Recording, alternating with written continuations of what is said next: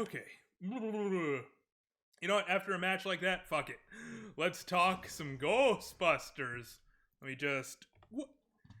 I was like, let's just kick back, do a killer I can just go on autopilot with. Let's see. I gotta just hook one more person. Okay. Yeah, it was like, yeah. Who you gonna call? Ghostbusters. Yeah, so Ghostbusters Frozen Empire. Now, I will try to keep this a spoiler-free review, and yeah, if you follow my socials, you'll see on them that yeah, I thought it was the best Ghostbusters since 2. However, that's not saying much. Because it's 2 competitions other than, you know, the first movie, are like the 2016 movie and Afterlife, which, not gonna lie to you, I don't like either of those for different reasons. And hey, gun to my head, I have to pick one to watch. I'm picking Afterlife. But yeah, so this was a breath of fresh air. So, gonna go in sort of like a raising the bar type thing. And yes, I do actually have pieces of paper in front of me because I took notes because I'm a fucking boomer. So, I was like, I'm gonna start with the negatives, go to the neutrals, and then to the positives. So, I guess let's get the biggest one out of the way. The title is a fucking lie. The Frozen Empire is the last fourth of the movie. I'm just like, wait, what? Really, that's just kind of an issue with the pacing in the movie overall, because, yeah, it's like, it's very much a slow starter, which, is like, I'm kind of fine with that, but you'll see why it's an issue when I get to some of the other negative and neutral points. Yeah, building off that, there are way too many fucking characters in this movie. Like, okay, I get it. You want, Paul Rudd and, like, the, God, what is it, her fucking name? And, yeah, the mom character back, I assume. Well, no, you want Paul Rudd, you want McKenna Grace, I guess you want Finn Wolfhard, even though, again, they don't give him anything to do. And debatably, yeah, I was like, this one's not debatable. But yeah, you want all those, you want, the original cast, which are in here, and I have things to say about their performance and stuff. But, yeah, it was like, but was anyone asking for the kid named Podcast to come back? Like, he's in the movie, and this ties in with something later, which I'll get to, but he's in the movie, and he really didn't have to be. It was like, you could cut it down to maybe just the family and, like, the original cast, and even then, that would still be a lot of people, but it'd be slightly more manageable. But no, it has to have all of them. It's like, I guess I can sort of allude to it. The mayor is like a fan service character. Patton Oswalt shows up in a honestly pretty good scene, but you're just like, okay, cut some of these fucking characters. Let's see. Another big one. The best parts of the movie are primarily in the climax, which is not a good sign because, again, this movie is very slow paced at the beginning. It's like, I mean, good on you for making people wait, but I was like, at the same time, yeah, I don't know if people are willing to wait an hour 30 for, like, all your best stuff.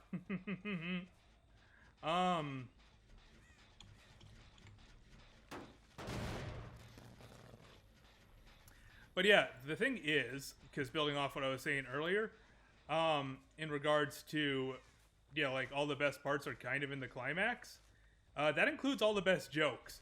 And prior to that, all of the, like, a majority of the comic relief is given to podcast, which that is a mistake. I'm sure the kid's nice, is like, he seems fine. Who would pass up on being in a Ghostbusters movie? However, God, he should not be, like, the main source of comedy relief. They have, like, a bunch of comedic geniuses, the original cast, but they don't, like, use them to tell that many jokes. So, yeah, I was like, that was a bad call. And, okay, here's one. This might just be me and, like, Red Letter Media and Daisy. Like, this might just be sort of our opinions about them.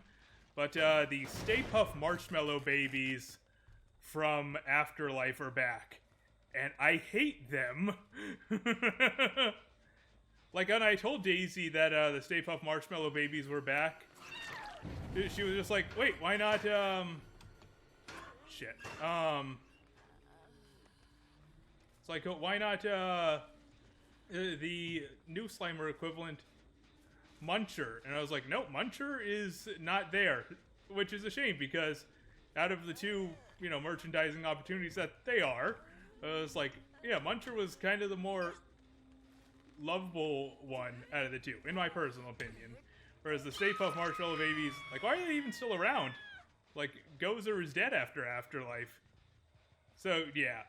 It's like, every time they showed up, I'm like, trying to be sold the next Baby Yoda. Fuck off. Or Grogu, if you will.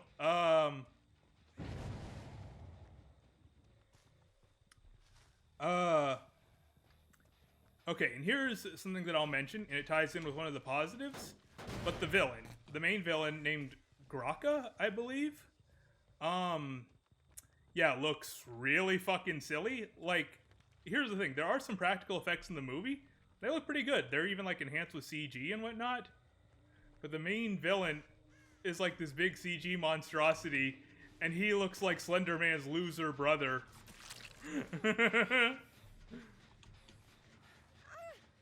No flashlights, no flashlights. Yeah.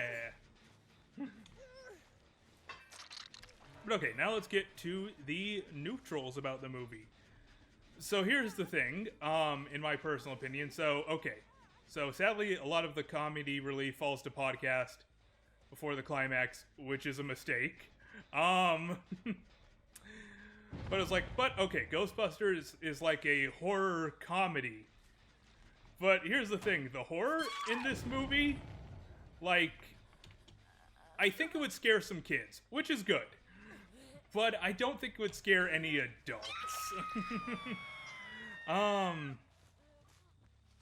Okay, and building off what I was saying earlier, it's like, unlike Afterlife, which was just so over the top with its like, oh, fan service and all that sort of thing, this is a bit better about it. It's not like, oh, the proton packs, the holy scriptures and all that sort of thing. It's not quite as fan service heavy, other than, again, having the original cast back. It's more restrained in that regard, but it still goes a little too far in some parts. Like, again, it's like, let's just say the mayor in this movie is a character we know. And no. Ah, fuck me. Okay. But yeah, so the thing is, when they first show up, you're like, oh, hey, it's kind of a cute reference. And then this character keeps showing up as the mayor multiple times, and you're just like, oh no, they're gonna be a recurring character. And it's like, that's a bit too much. And ditto with, I hope I'm not spoiling anything, like Slimer shows up. And at first, you're like, oh, neat, Slimer. But then Slimer keeps showing up, and you're just like, okay, yes, we've seen Slimer. We like Slimer. It's like, doesn't need to be everywhere. Thank you. But okay, so bitch and moan. Why did I actually like this movie? Well, I'll tell you. So for starters, I guess I should start with the obvious. Yeah. Oh shit, they have a boon totem here. But yeah, for starters, yeah, McKenna Grace, who plays Phoebe, she's still amazing. Like, holy crap. Yeah, her performance as a child actor, it's insane. Like, no joke, when we were watching Afterlife, I looked up McKenna Grace, because I'm just like, she's really good. Is she just like this in real life? And no! It's like, she is just, like, absolutely in the character, which is awesome. I was like, okay, hey, good for you. It's like, I hope these movies are indeed just a launching point for, like, bigger things in her career. Okay, and speaking of which, the original cast. So, yeah, when they have to interact with, like, podcast and one other character and just a ton of others, yeah, fucking, they're showing their age. They're just like, oh, I'm so old.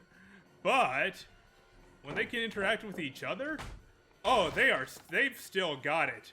Like Dan Aykroyd is in a lot of this movie, probably because, you know, he's kind of the Ghostbusters guy. It was, like, originally his idea and such.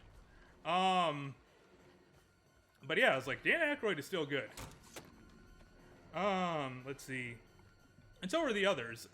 Like, hell, one that I particularly noticed, that they got Bill Murray to actually wake up and be funny. I was like, oh my god, how did you do that? Also, hi there.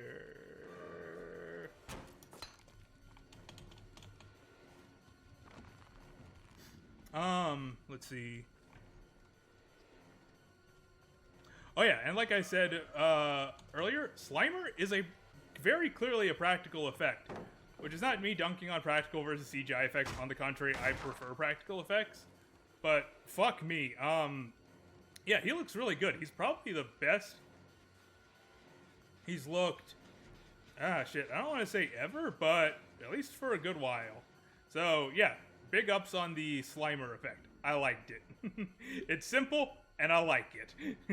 It's simple and clean. It's the way you're making me feel tonight, baby. It's hard to let it go.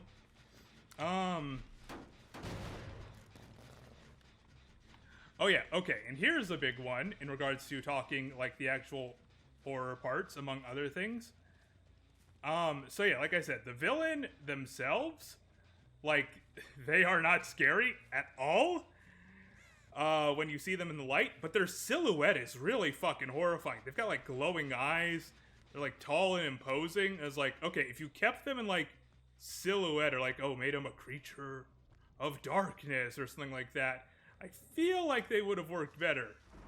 But as it stands, it was like, let's see. Oh yeah, here's a big one. It's a small thing, but I liked it. In the climax, Janine, who is back, Annie Potts is back, she gets to be a Ghostbuster. I liked that. It's like, that happened all the time in the cartoon. It never happened in any of the movies. Until now. I was like, oh ho ho, awesome. Let's see. Yeah, and I think that's mostly it. I guess if I had to pick anything else, is like, Paul Rudd has his moments, but yeah, it's like, it's still nothing like, yes, oh my god, I have to watch Paul Rudd do things in this movie. Like, it's like, and I guess that's kind of the best thing I can say about this movie. It has its moments, which are quite good. But like, as a cohesive whole, I don't think it holds up that well. Like, one thing I've seen, because I've tried to mostly avoid reviews, but one thing I've seen about it that I think is pretty accurate is that, like, this is like an extended episode of the TV show, and I would like to point out, it's like, the TV show is better than I think people give it credit for. So this is like maybe one of the lesser episodes of the TV show, or like one of the episodes of Extreme Ghostbusters. It's like, so I don't know. It was like, it's pretty fun, but yeah. Also, like I said on my socials, don't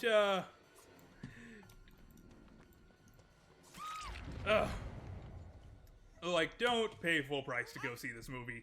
Like, catch it at a matinee, or like, yeah, on streaming, but it was like, I can't say like, yes, this is a theatrical movie that needed to happen. But it's like, hey, if they're gonna make more Ghostbusters, at least it's good fun Ghostbusters. But yeah, I was like, eh. But thing is, I don't think it's doing so hot, so this might be the last Ghostbusters we get for a while, which, at the risk of being that guy, all I can say is, just let it die. It's like, Ghostbusters, it's kind of run its course. I like it. It's a good series. Well, okay, it's a good movie, and then they tried to make it into a series. And I like to. And I like the cartoon, for the most part.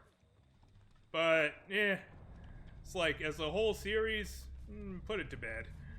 So yeah, that's what I have to say about Ghostbusters Frozen Empire.